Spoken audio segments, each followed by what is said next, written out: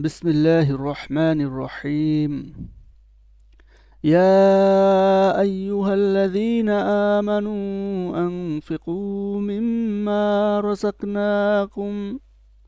رزقناكم من قبل أن يأتي يوم لا بيع فيه ولا قلة ولا شفاعة والكافرون هم الظالمون হে মুমিনগণ, আমি তোমাদেরকে যে রিজিক দিয়েছি তা থেকে ব্যয় করো সেদিন আসার পূর্বে, যে দিন থাকবে না কোনো কেনাবেচা, না কোনো বন্ধুত্ব এবং না কোনো সুপারিশ, আর কাফিররাই জালিম। সূরা আল বাকারা আয়াত 254। এ সূরায় ইবাদাত এবং মানুষের আচার আচরণের বেশ কিছু বিধান এবং রীতিনীতি বর্ণনা করা হয়েছে, যেগুলোর বাস্তবায়ন করতে গিয়ে মনের উপর চাপ সৃষ্টি হওয়া স্বাভাবিক। যাবতীয় সৎ কাজের জন্য জানমাল ব্যয় করাটাই মানুষের কাছে সবচেয়ে কঠিন বলে মনে হয়, অথচ আল্লাহর বিধানসমূহের অধিকাংশই জানমাল সম্পর্কিত। তাছাড়া অধিকাংশ মানুষই পাপে লিপ্ত হয় এই জানের মহব্বত এবং মালের প্রতি অতিরিক্ত আসক্তির কারণে। সুতরাং বলতে গেলে এ দুটিই সমস্ত পাপের মূল উৎস, আর তা থেকে মুক্তি লাভই হলো যাবতীয় ইবাদত বন্দেগীর লক্ষ্য।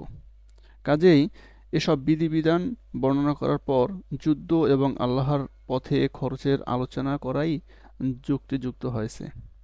পবিত্র কোরআনের এর পরবর্তী আয়াতগুলোতে তালুতের কাহিনী দ্বারা একথা বোঝানো হয়েছে যে মর্যাদা এবং কর্তৃত্ব প্রাপ্তি ধন সম্পদের উপর নির্ভরশীল নয়, এটা একান্তভাবেই আল্লাহর ইচ্ছার উপর নির্ভরশীল।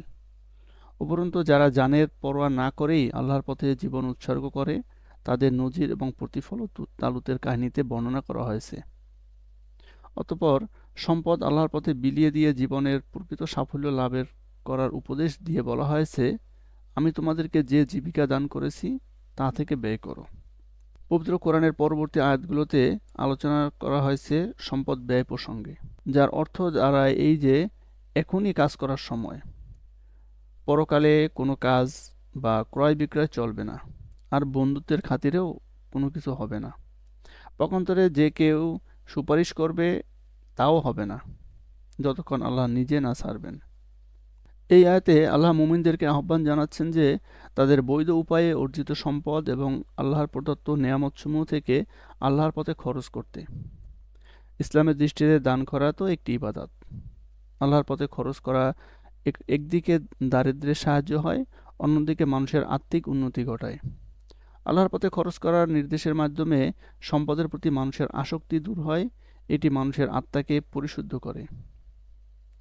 আলোচ্য আয়াতে সেদিন বলতে বোঝানো হয়েছে কিয়ামতের দিনকে। কিয়ামতের দিন সম্পদ, বন্ধুত্ব এবং সুপারিশ কোনো কাজে আসবে না।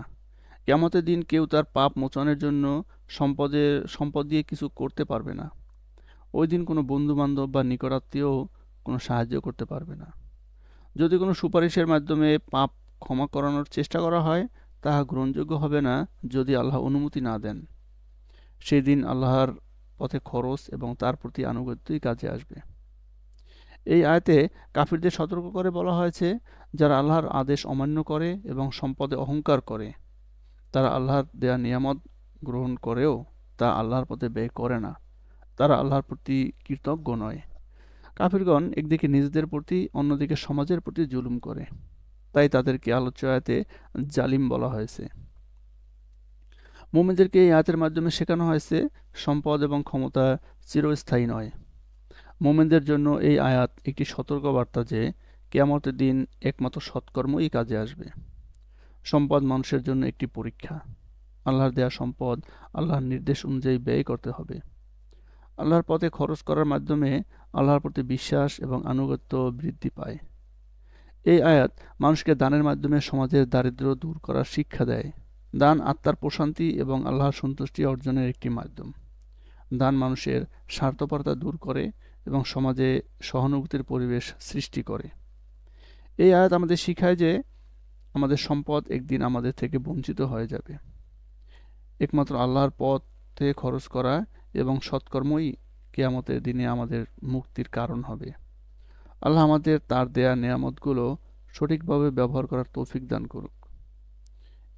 এই আয়াত থেকে শিক্ষা গ্রহণ করে তা জীবনের প্রতিটি ক্ষেত্রে বাস্তবায়ন করার মতো তৌফিক দান করুক। আমিন। আসসালামু আলাইকুম ওয়া রাহমাতুল্লাহ।